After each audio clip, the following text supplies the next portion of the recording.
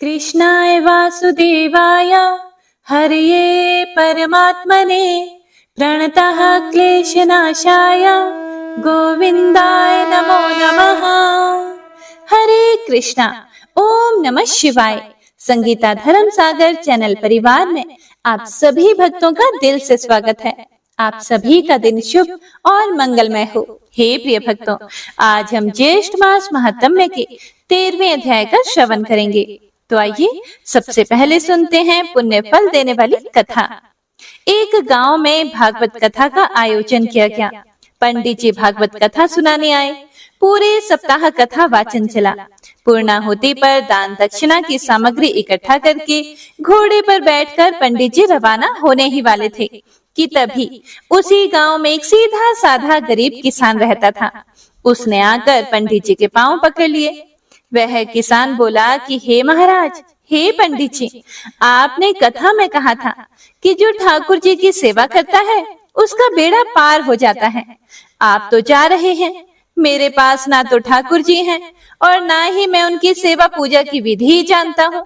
इसीलिए आप मुझे ठाकुर जी देकर ही जाएं और पूजा विधि भी बताएं।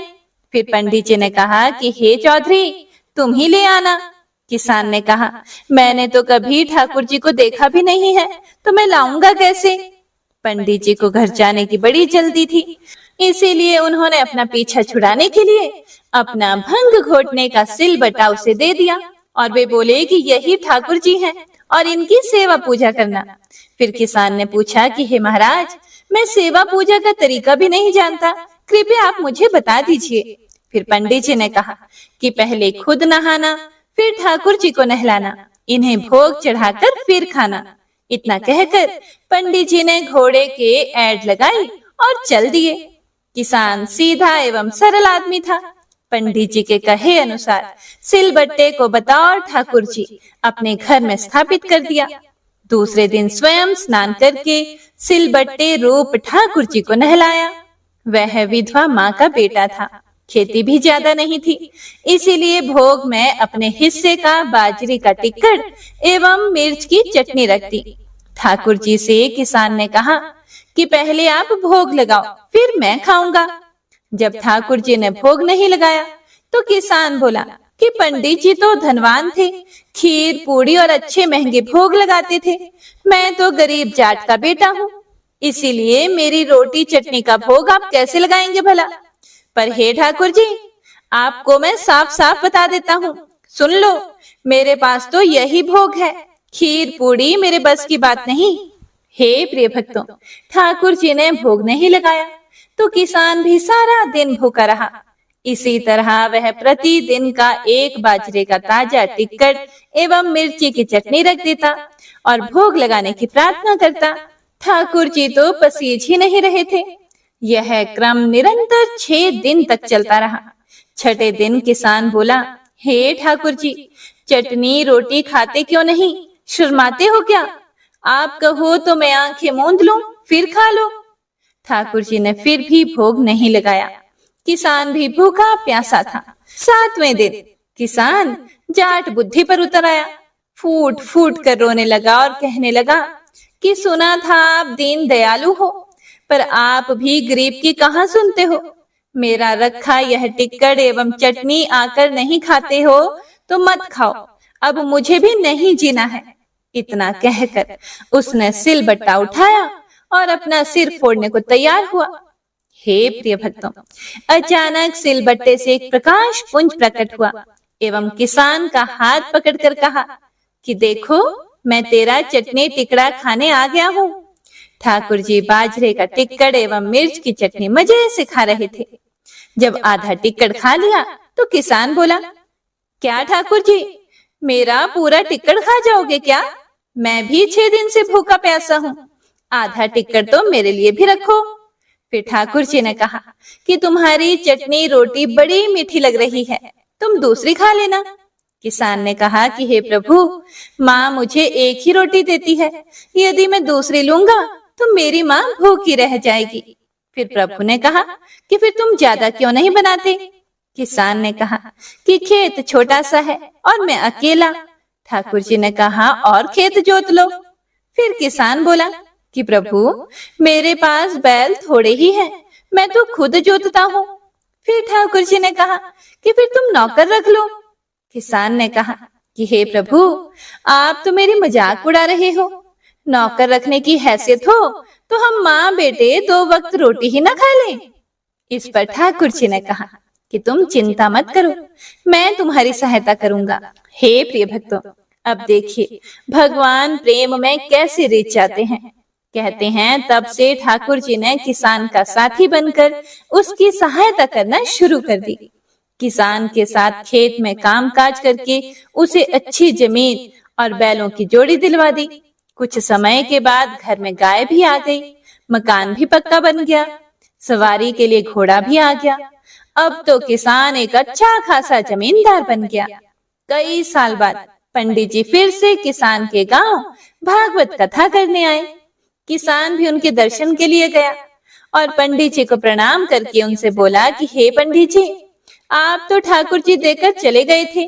वे 6 दिन तक तो भूखे प्यासे रहे और मुझे भी भूखा प्यासा रखा। 7वें दिन उन्होंने भूख के मारे परेशान होकर मुझ गरीब की रोटी खा ही ली। उनकी इतनी कृपा है कि खेत में मेरे साथ कंधे से कंधा मिलाकर हर काम में मेरी मदद करते हैं। अब तो घर में गाय भी है। 7 दिन का घी दूध का सीधा, यानी बंदी का घी दूध मैं ही भेजूंगा। पंडित जी ने सोचा कि यह तो मूर्ख आदमी है, मैं तो भांग घोटने का सिलबट्टा देकर गया था। फिर पंडित जी को गांव में पूछने पर लोगों ने बताया कि पंडित जी, चमत्कार तो हुआ है। किसान अब वह गरीब किसान नहीं रहा, यह अब जमींदार बन गया है। दूसरे दिन पंडित जी ने किसान से कहा कि कल कथा सुनने आओ और अपने साथ अपने उस साथी को भी लेकर आना जो तुम्हारे साथ खेत में काम करता है। घर आकर किसान ने प्रभु से निवेदन किया कि कथा में चलो। तब प्रभु ने कहा कि मैं नहीं चलता, तुम जाओ। किसान बोला, तब क्या उन पंडित जी को आपसे मिलाने में घर पर लेकर आऊं? प्रभु ने कहा कि बिल्कुल नहीं, मैं झूठी कथा कहने वालों से नहीं मिलता। जो मुझसे सच्चा प्रेम करता है और जो अपना काम मेरी पूजा समझकर करता है, मैं उसी के साथ रहता हूँ। मैं भक्त के वश में रहता हूँ। जय श्री हरि। हे प्रिय भक्तों, तो यह थी आज की पुण्य फल देने वाली कथा। उम्मीद है आप सभी भक्तों को कथा पसंद आई होगी। हे प्रिय भक्तों, तो आइए अब सुनते हैं आज के महत्तम कथा। पिछले अध्याय में स्कंद जी कहते हैं कि हे ऋषियों, राजा भगीरथ गंगा को इस लोक में लेकर आए। वह कथा मैं तुमसे बताता हूँ। प्रथम सूर्य कुल में राजा सगर परम धार्मिक देवताओं तथा दैत्यों का निर्वहन करने वाला कुशल राजा था। उसके 60,000 वीर और पराक्रमी पुत्र हुए। एक बार राजा सगर ने अश्वमेध यज्ञ शुरू किया और फिर उन्होंने ऐसे 99 यज्ञ किए तो जिससे इंद्र परेशान हो गए कि यदि राजा सगर ने 100 यज्ञ पूरे कर लिए तो वह इंद्रासन पर अधिकार प्राप्त कर लेंगे। ऐसा सोचकर इंद्र पृथ्वी पर देवसेना के साथ आक्रमण कर देते हैं और अंत में इंद्र की सेना सगर की सेना के सामने टिक नहीं पाती और भाग जाती है और इंद्र भी युद्ध में अपने आप को जीतने से असमर्थ पाते हैं तो वह भी वहां से भाग जाते हैं। तो आइए अब सुनते हैं इससे आगे का वृतांत, जिसमें आज हम सगर पुत्र के नाश का वर्णन सुनेंगे। हे प्रिय भक्तों, स्कंद जी आगे कहते हैं कि हे ब्राह्मणों, जब इंद्र ने यज्ञ का सब वृतांत विष्णु भगवान से कहा तब भगवान विष्णु मन से ध्यान करके इंद्र से निश्चित होकर बोले कि हे इंद्र, मुझको और समर्थ शिव जी को उन दोनों ने नहीं बुलाया, इसीलिए मैं तुमको एक उपाय बताता हूँ, तुम उस उपाय को करो। हे सुमत, मैं तुमको अदृश्य करने वाली विद्या देता हूँ। तुम पवित्र होकर उस विद्या को ग्रहण करो और निर्भय होकर फिर जाकर विधि से उस विद्या का जाप करो। सावधानी से यज्ञ के घोड़े का हरण करो और उसी तरह मौन पूर्वक कपिल ऋषि के आश्रम में जाओ। सब देखकर यज्ञ के घोड़े को रखकर स्वर्ग में जाकर पूर्ववत अपना काम करो, अन्यथा राजा सगर यज्ञ के बल से बलान्वित होकर सबको मारेंगे। भगवान के वचन सुनकर इंद्र ने विधिवत स्नान किया और अदृश्य कारिणी विद्या को ग्रहण कर प्रथम मधुसूदन भगवान को प्रणाम किया और पूछा कि हे भगवान, कपिल मुनि कहाँ पर है? श्री विष्णु भगवान कहने लगे कि कलिंग देश से पूर्व की तरफ पृथ्वी के अंदर गुफा है। कपिल ऋषि ने पाताल के समान तहखाना बना रखा है। उसी भूग्रह में ध्यानावस्थित होकर कपिल मुनि रहते हैं। विष्णु भगवान के वचन सुनकर इंद्र यज्ञ के घोड़े के पास गए और भगवान विष्णु के उपदेष्ट विद्या का ऋषि देवता के सहित जप करते हुए यज्ञ के घोड़े को लेकर शीघ्र ही चले गए। परंतु यह वार्ता किसी को कुछ मालूम ना हो सकी। एकांत में ध्यान मगन कपिल मुनि को देखकर इंद्र ने विधि पूर्वक प्रणाम किया और यज्ञ के घोड़े को वहां बांधकर इंद्र अपने स्वर्ग को चले गए। लेकिन मन में फिर भी शंका बनी ही रही और इधर यज्ञ के घोड़े के हरण हो जाने पर उसके रक्षक एक साथ अज्ञान से मोहित होकर सबों ने राजा से आकर कहा कि हे राजन, यज्ञ का घोड़ा कहाँ गया तथा कौन हर कर ले गया, हम नहीं जानते। रक्षकों के वचन सुनकर सगर पुत्र यज्ञाश्व की खोज में 10 दिशाओं को गए। हे प्रिय भक्तों, समस्त पृथ्वी तल के भाग को देखकर देवलोक देखने के लिए स्वर्ग को आए। इसके बाद नक्षत्र लोक गए और इंद्र की पुरी को गए।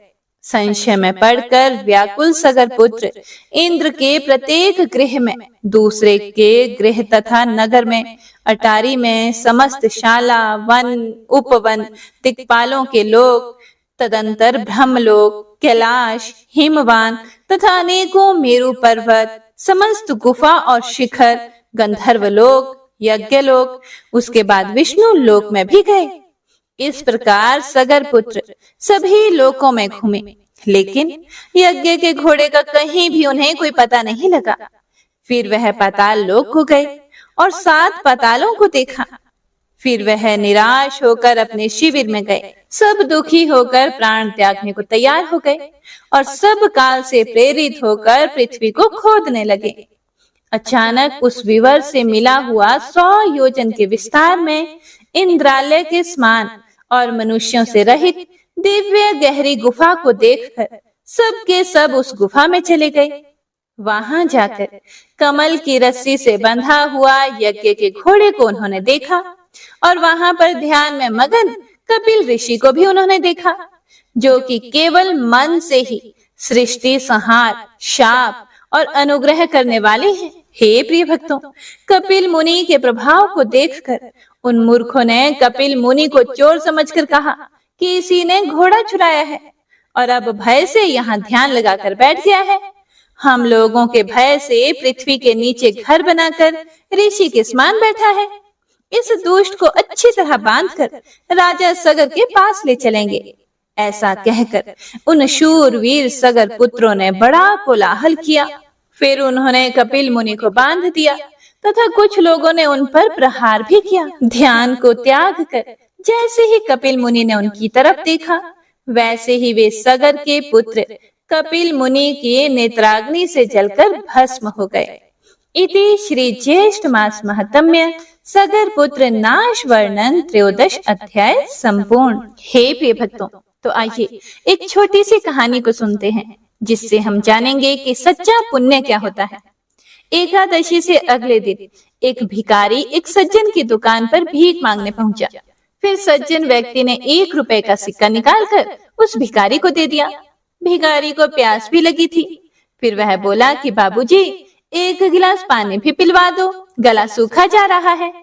सज्जन व्यक्ति गुस्से में बोला कि तुम्हारे बाप के नौकर बैठे हैं क्या हम? पहले पैसे मांगता है, अब पानी, और थोड़ी देर में रोटी मांगेगा। चल भाग यहाँ से। फिर भिखारी बोला कि बाबूजी गुस्सा मत कीजिए, मैं आगे कहीं पानी पी लूंगा। पर जहाँ तक मुझे याद है कि कल इसी दुकान के बाहर मीठे पानी की छबील लगी थी और आप स्वयं लोगों को रोक रोक कर जबरदस्ती अपने हाथों से गिलास पकड़ा रहे थे। मुझे भी कल आपके हाथों से 2 गिलास शरबत पीने को मिला था। मैंने तो यही सोचा था कि आप बड़े धर्मात्मा आदमी हैं, पर आज मेरा वह भ्रम टूट गया। कल की छबील तो शायद आपने लोगों को दिखाने के लिए लगाई थी। मुझे आज आपने कड़वे वचन बोलकर अपना कल का सारा पुण्य खो दिया। मुझे माफ करना अगर मैं कुछ ज्यादा बोल गया हूं तो। सज्जन व्यक्ति को बात दिल पर लगी। उसकी नजरों के सामने बीते दिन का प्रत्येक दृश्य घूम गया। उसे अपनी गलती का एहसास हो रहा था। वह स्वयं अपनी गद्दी से उठा और अपने हाथों से गिलास में पानी भरकर उस बाबा को देते हुए उसे क्षमा प्रार्थना करने लगा। फिर भिखारी बोला कि बाबूजी, मुझे आपसे कोई शिकायत नहीं, परंतु अगर मानवता को अपने मन की गहराइयों में नहीं बसा सकते तो एक दो दिन किए हुए पुण्य व्यर्थ हैं। मानवता का मतलब तो हमेशा शालीनता से मानव और जीव की सेवा करना है। आपको अपनी गलती का एहसास हुआ, ये आपके व आपके संतानों के लिए अच्छी बात है। आप और आपका परिवार हमेशा स्वस्थ और दीर्घायु बना रहे, ऐसी मैं कामना करता हूँ। और ऐसा कहते हुए भिखारी आगे बढ़ गया। हे प्रिय भक्तों, सेठ ने तुरंत अपने बेटे को आदेश देते हुए कहा कि कल से 2 घड़े पानी दुकान के आगे आने जाने वालों के लिए जरूर रखे रहो। उसे अपनी गलती सुधारने पर बड़ी खुशी हो रही थी। हे प्रिय भक्तों, सिर्फ दिखावे के लिए किए गए पुण्य कर्म निष्फल हैं। सदा हर प्राणी के लिए आपके मन में शुभ कामना, शुभ भावना हो, यही सच्चा पुण्य है। जय श्री हरि। आइए अब गजेंद्र मोक्ष स्तोत्र का पाठ करते हैं। इस माह में गजेंद्र मोक्ष स्तोत्र पढ़ने मात्र से जहाँ हर तरह के ऋण कर्ज से मुक्ति मिलती है, वहीं 10 दिशाओं से शुभ फल दिलाने में भी सक्षम है। इस स्तोत्र का जाप करने से जीवन में किसी भी प्रकार की परेशानियों से मुक्ति मिलती है। श्रीमद् भगवत गीता के 3रे अध्याय में गजेंद्र स्तोत्र पढ़ने को मिलता है। इस स्तोत्र में हाथी और मगरमच्छ के साथ हुए युद्ध का वर्णन किया गया है। और गजेंद्र जब युद्ध से हार जाता है तो भगवान श्री हरि विष्णु का ध्यान करके उनकी स्तुति करता है और उसकी स्तुति से प्रसन्न होकर भगवान श्री हरि विष्णु आते हैं और उसे मोक्ष प्रदान करते हैं। और हे प्रिय भक्तों, इस पाठ को करते समय अगर हम अपने मन में यह भावना रखें कि हे श्री हरि विष्णु, हे मेरे प्रभु, जिस प्रकार से आपने गजेंद्र को परेशानी से बाहर निकाला, उसी प्रकार से हमें भी हमारी परेशानियों से बाहर निकालिए, तो यकीन मानिए निश्चित ही भगवान श्री हरि विष्णु हमारी मदद स्वयं करते हैं। तो आइए अब सच्चे मन से भगवान श्री हरि विष्णु का ध्यान करके इस परम कल्याणकारी स्तोत्र का पाठ करते हैं। जय श्री हरि विष्णु। शुक जी ने कहा कि बुद्धि के अनुसार पिछले अध्याय में वर्णन किए गए रीति से अपने मन को नियंत्रित करके और हृदय को स्थिर करके गजेंद्र अपने पिछले जन्म में याद किए गए सर्वोच्च कार्य और बार बार जप किए जाने वाले स्तोत्र का जाप करने लगा। गजेंद्र ने मन ही मन श्री हरि को ध्यान करते हुए कहा, जिनके प्रवेश करने से शरीर और मन चेतन की तरह व्यवहार करने लगते हैं, ओम द्वारा लक्षित और पूरे शरीर में प्रकृति और पुरुष के रूप में प्रवेश करने वाले उस सर्वशक्तिमान देवता का मैं मन ही मन स्मरण करता हूँ, जिनके सहारे ये पूरा संसार टिका हुआ है, जिनसे ये संसार अवतरित हुआ है और जिन्होंने प्रकृति की रचना की है और जो खुद उसके रूप में प्रकट हैं, लेकिन इसके बावजूद भी वो इस पूरी दुनिया से सर्वोपरि और श्रेष्ठ हैं।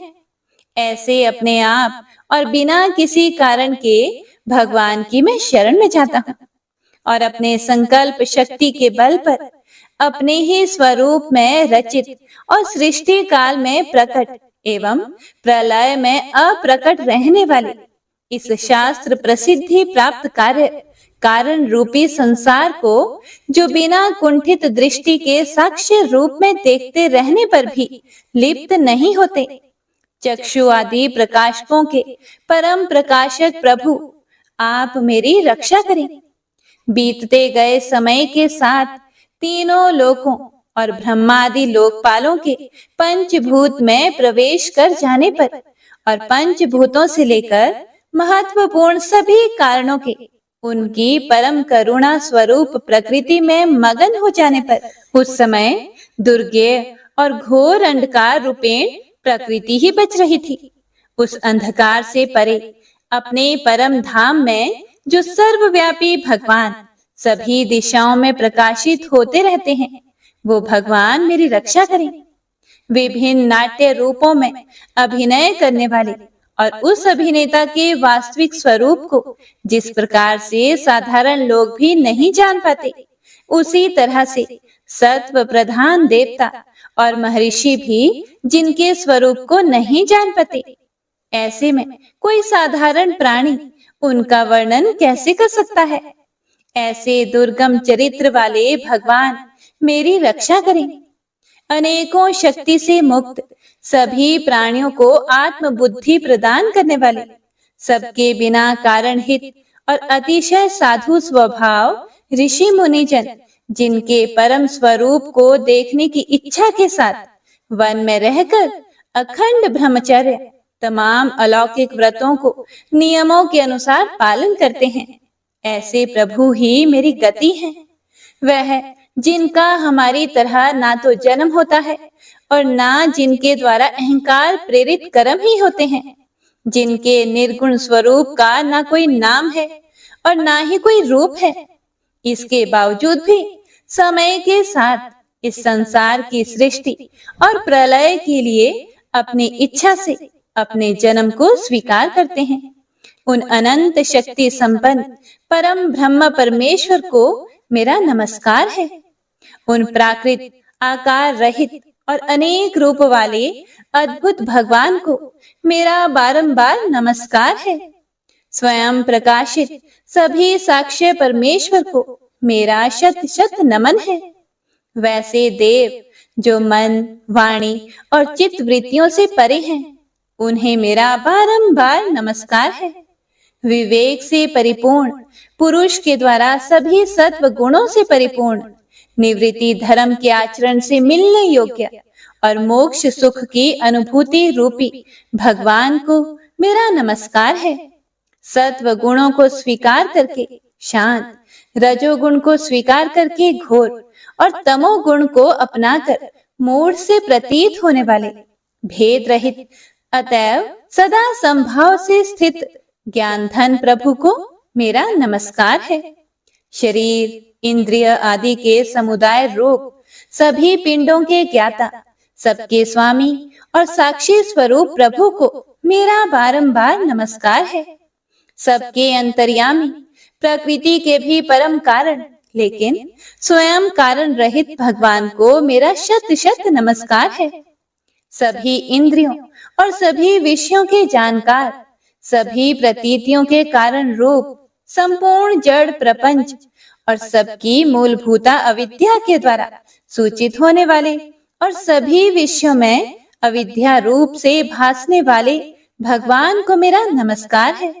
सबके कारण लेकिन स्वयं कारण रहित तथा कारण होने पर भी परिणाम रहित होने की वजह से अन्य कारणों से भी विलक्षण कारण आपको मेरा बारंबार नमस्कार है। सभी वेदों और शास्त्रों के परम तात्पर्य, मोक्ष रूपी और श्रेष्ठ पुरुषों की परम गति देवता को मेरा नमस्कार है। वह जो त्रिगुण रूपों में छिपी हुई ज्ञान रूपी अग्नि है, वैसे गुणों में हलचल होने पर जिनके मन में संसार को रचने की वृत्ति उत्पन्न हो उठती हो और जो आत्मा तत्व की भावना के द्वारा विधि निषेध रूप शास्त्र से भी ऊपर उठे हों, जो महाज्ञानी महात्माओं में स्वयं प्रकाशित हो रहे हैं, ऐसे भगवान को मेरा नमस्कार है। मेरे जैसे शरणागत पशु के समान जीवों की अविद्या रूप फांसी को पूर्ण रूप से काट देने वाले परम दयालु और दया करने में कभी भी आलस्य नहीं करने वाले भगवान को मेरा नमस्कार है। अपने अंश से सभी जीवों के मन में अंतर्यामी रूप से प्रकट होने वाले सर्वनियंता अनंत परमात्मा आपको मेरा नमस्कार है। जो शरीर, पुत्र, मित्र, घर और संपत्ति सहित कुटुंबियों में अशक्त लोगों के द्वारा कठिनाई से मिलते हों और मुक्त पुरुषों के द्वारा अपने हृदय में निरंतर चिंतित ज्ञान स्वरूप सर्व समर्थ परमेश्वर को मेरा नमस्कार है। वह जिन्हें धर्म, अभिलाषित भोग, धन और मोक्ष की कामना से मनन करके लोग अपनी मनचाही इच्छा पूर्ण कर लेते हैं, अपितु जिन्हें विभिन्न प्रकार के अयाचित भोग और अविनाशी पार्षद शरीर भी देते हैं, वैसे अत्यंत दयालु प्रभु मुझे इस प्रकार की विपदा से हमेशा के लिए बाहर निकालें।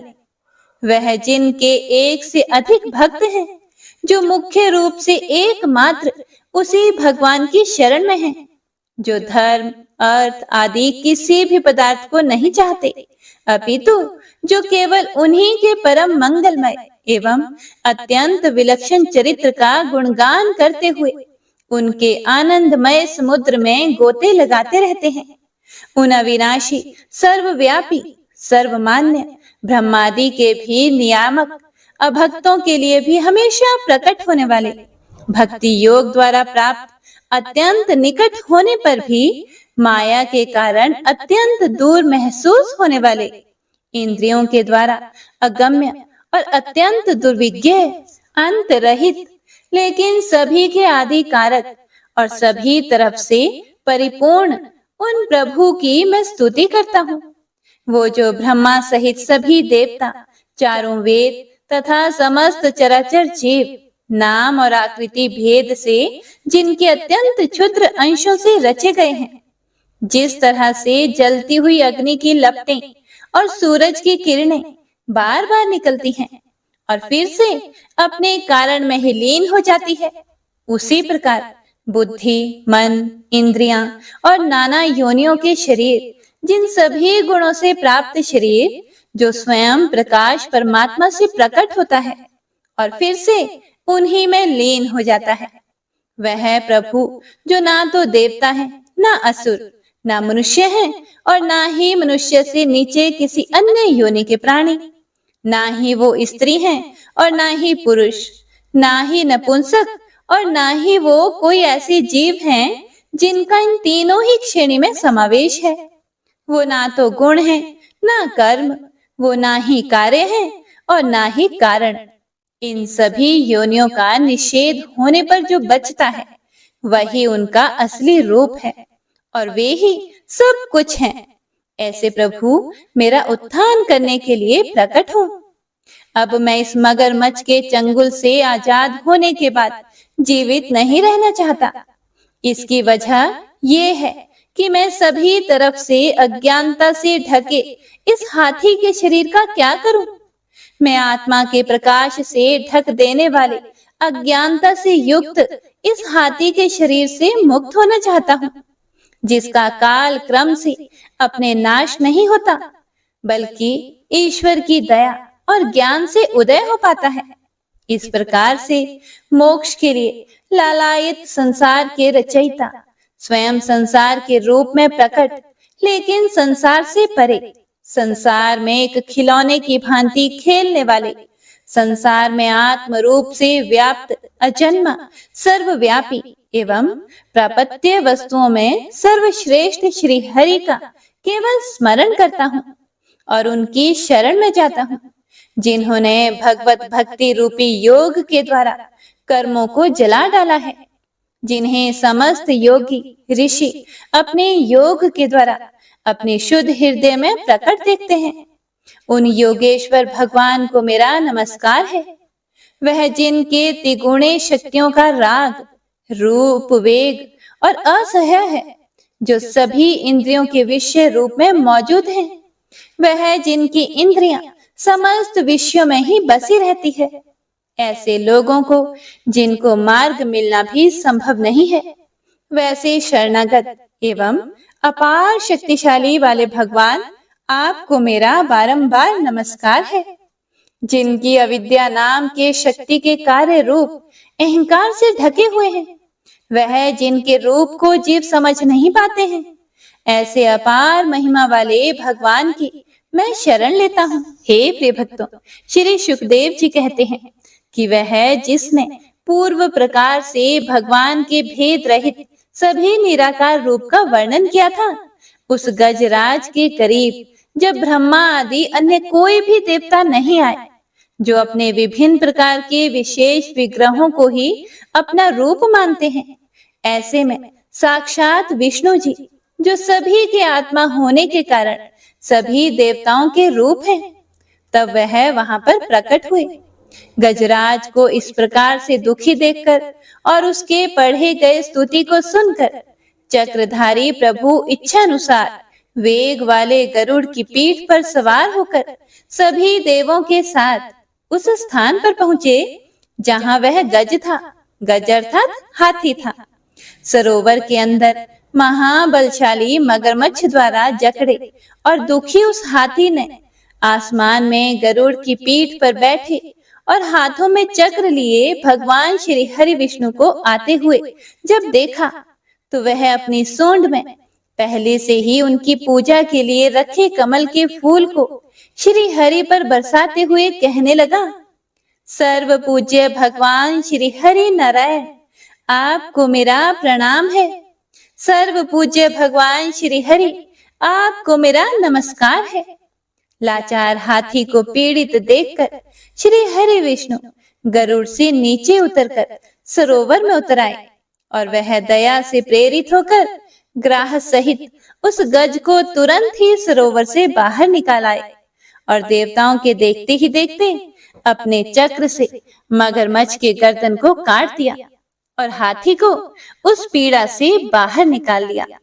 तो इसी के साथ गजेंद्र मोक्ष स्तोत्र संपूर्ण हुआ। तो सभी एक बार प्रेम से बोलिए, भगवान श्री हरि विष्णु की जय। बंशी शोभित कर मधुर नील जलद तन श्याम, अरुण अधर जनु बिंब फल नयन कमल अभिराम, पूर्ण इंद्र अरविंद मुख पीतांबर शुभ साज, जय मन मोहन मदन छवि कृष्ण चंद्र महाराज। जय यदुनंदन जय जगवंदन, जय वसुदेव देवकी नंदन, जय यशोदासुत नंद दुलारे, जय प्रभु भक्तन के धृत तारे, जय नटनागर नागन थैया कृष्ण कन्हैया धेनु चरैया, पुनि नख पर प्रभु गिरिवर धारो, आओ दीनन कष्ट निवारो, वंशी मधुरे अधर धर तेरे, होवे पूर्ण मनोरथ मेरी, आओ हरि पुनि माखन चाखो, आज लाज भारत की राखो, गोल कपोल चिबुक करुणारे, मृदु मुस्कान मोहिनी डारे, रंजित राजीव नयन विशाला, मोर मुकुट वैजंती माला,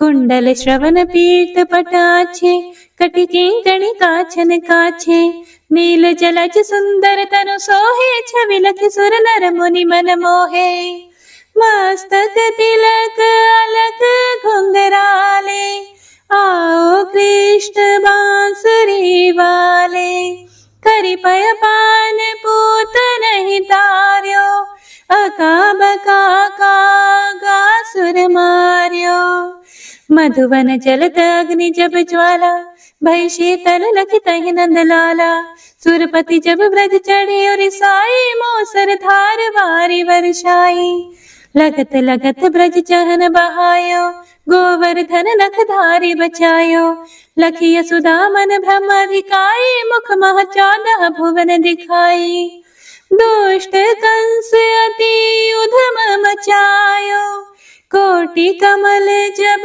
फूल मंगायो, नाथी काली यही तब तुम लीन है, चरण चिन्ह दई निर्भय कीन है, करि गोपिन संग रास विलासा, सबकी पूर्ण करी अभिलाषा, केतिक महासुर संहार्यो, कंस ही केस पकड़ी दई मार्यो, मात पिता की बंदी छुड़ाई, उग्रसेन कहा राज दिलाए, मही से मृतक छहो सुत लायो, मातु देव की शोक मिटायो।